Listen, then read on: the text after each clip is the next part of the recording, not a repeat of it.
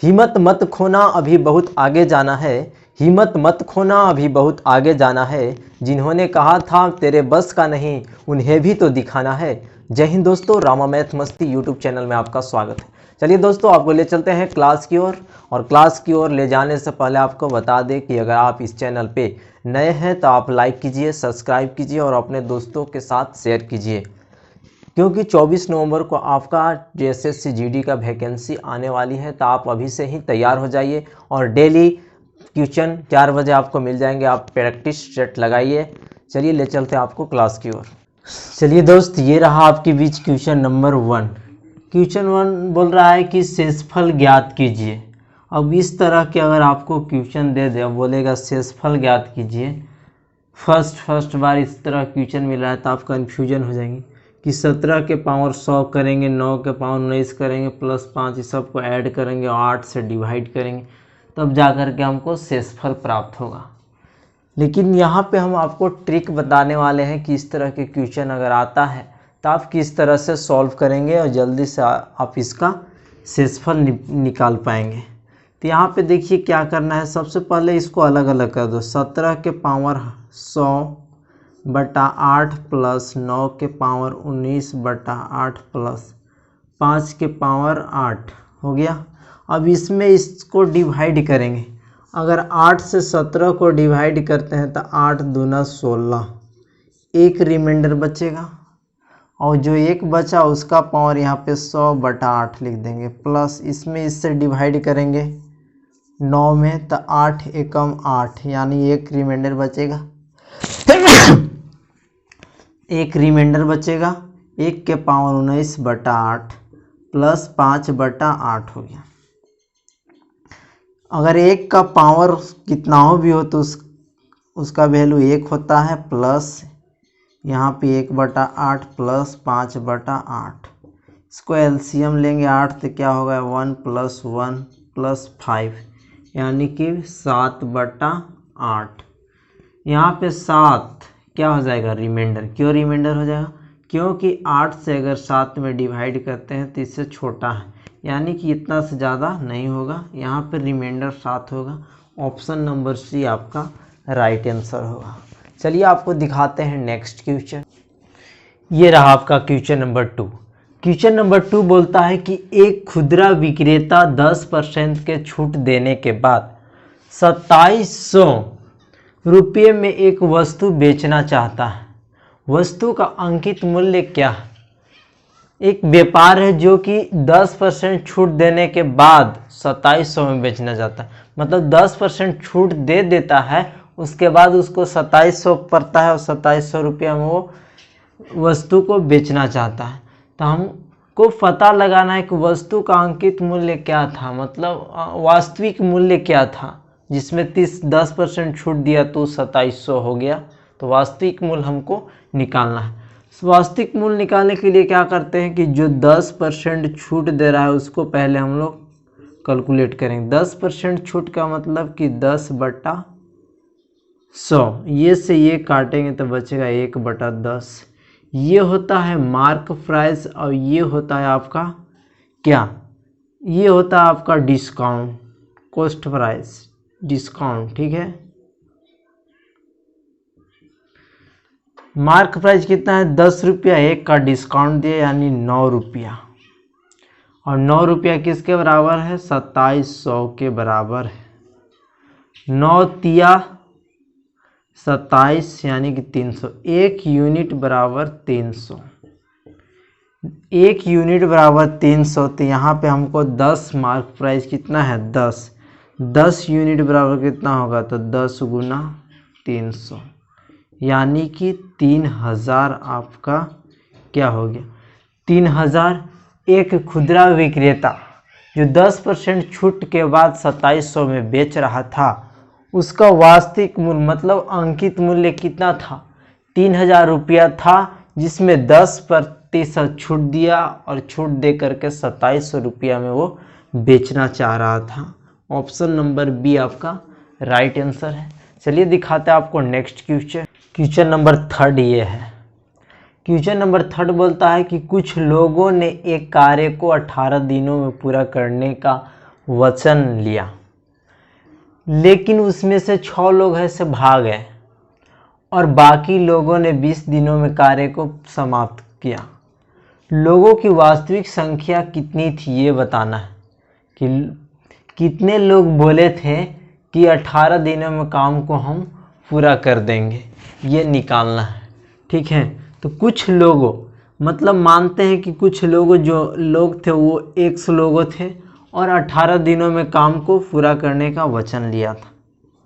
ठीक है, लेकिन उसमें से 6 लोग भागे, जो कुछ लोगों थे 100 लोगों, उसमें से 6 लोग भागे। अब जब 6 लोग भागे और बाकी लोगों ने 20 दिनों में कार्य को पूरा किया, बाकी लोग जो बच्चे 1 में से 6 भागे तो बच्चे वो 20 दिन में कार्य को पूरा समाप्त किया। तो लोगों की वास्तविक संख्या क्या है, इसको हम लोग सॉल्व करेंगे, लोगों की वास्तविक संख्या निकल जाएंगे। माना कुछ लोगों ने एक कार्य को 18 दिनों में पूरा करने का वचन लिया, मतलब कि कुछ लोगों मतलब 100 लोगों ने 18 दिनों में काम को पूरा करने का वचन लिया, लेकिन कुछ लोगों में से उनमें से 6 लोग भाग गए। जो ये कुछ लोग बोले थे उसमें से 6 लोग भाग गए और बाकी के 20 दिनों में बच्चे वो 20 दिनों में कार्य को पूरा किया। तो वो पूछ रहा है लोगों की वास्तविक संख्या क्या थी, जो कुछ लोगों जो बोले हुए थे वो। तो यहाँ पे 18x हो जाएगा इक्वल टू 20x माइनस 6 दूना 12, 120 हो गया। यहाँ 20x इसको उधर ले जाए minus 18x equal to 120, 120 equal to यहाँ 2x बचेगा और इसलिए x इक्वल टू 120/2 यानी कि 60। जो कुछ लोगों ने बोला था कि 18 दिनों में काम को पूरा कर देंगे, वो 60 लोग थे। कितने लोग थे? 60 लोग थे। ऑप्शन नंबर डी आपका राइट आंसर है। चलिए दिखाते हैं आपको नेक्स्ट क्वेश्चन। ये रहा आपकी बीच क्वेश्चन नंबर 4।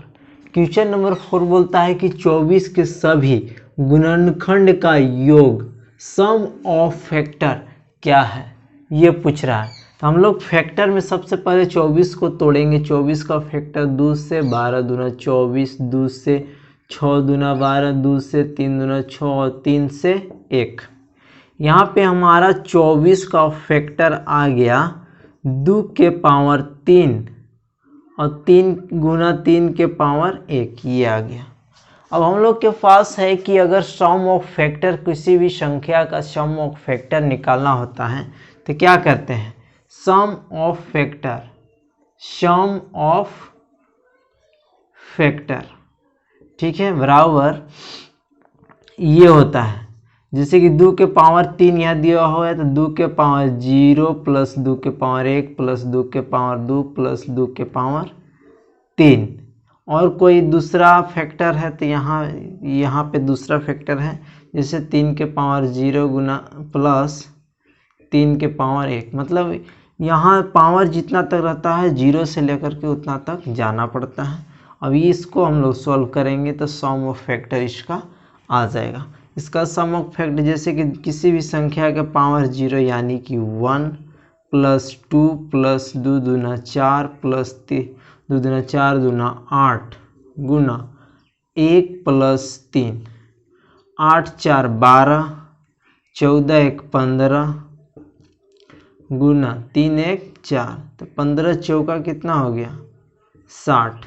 यानी 24 के गुणनखंड का योग मतलब सम ऑफ फैक्टर कितना होगा, तो यहाँ पे 60 होगा। 60 आपका राइट आंसर है।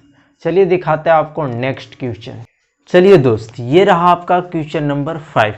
क्वेश्चन नंबर 5 बोलता है यदि 3 पुरुष या 4 महिलाएं प्रतिदिन 480 रुपया कमाते हैं तो 5 पुरुषों और 7 महिलाओं की एक दिन की आय क्या है, ये पूछ रहा। यदि 3 पुरुष या 4 महिलाएं प्रतिदिन काम करती है तो 480 रुपया कमाती है। अगर 3 पुरुष मैन कमाता है तो वो भी 480 रुपया कमाता है, या फिर 4 वुमेन मतलब महिलाएं प्रतिदिन मतलब एक दिन वो भी 480 रुपया कमाता है। तो यहाँ एक पुरुष का अगर हमको निकालना है तो m इक्वल टू क्या हो जाएगा 480/3। अब इससे इसको काटेंगे तो कितना बार में कटेगा 3 एकम 3, 3 छक 18 और ये 0 160 बार में, मतलब एक मैन एक दिन में 160 रुपया कमा रहा है। और वुमेन के बात करें तो W इक्वल टू 480/4, 4 एकम 4, 4 दूना 8, 0 120 रुपया। एक वुमेन महिला एक दिन में 120 रुपया कमा रही है। अब यहाँ पे पूछ रहा है कि 5 पुरुष और 7 महिला एक दिन की आय क्या होगी। तो यहाँ पे क्या करेंगे 5 पुरुष मैन प्लस 7 महिला वुमेन, 5 मैन 160 कमाता है एक दिन में, प्लस W का वैल्यू कितना हो जाएगा 120, 16 पच्चे 80 यानी 800 प्लस 12 सत्ते 84, एक 0 यानी टोटल हो जाएगा कितना 0 4 8 8 16 यानी कि 1640। यहाँ पूछ रहा था क्वेश्चन कि यदि 3 पुरुष या 4 महिलाएं प्रतिदिन 480 रुपया कमाते हैं तो 5 पुरुषों और 7 महिलाओं की एक दिन की आय क्या होगी। हम लोग एक पुरुष का इससे और एक महिला का एक दिन का आय निकाल लिए। अब 5 पुरुष एक दिन में कितना कमाएगा इतना, और 5 महिला एक दिन में इतना कमाएगा, दोनों को जोड़ेंगे तो आ जाएगा 1680 रुपया। यानी महिला और पुरुष दोनों ये मिला करके टोटल 1640 रुपया कमाएंगे। उम्मीद करता हूँ कि ये भी सेशन आपको अच्छा लगा होगा। Thank you.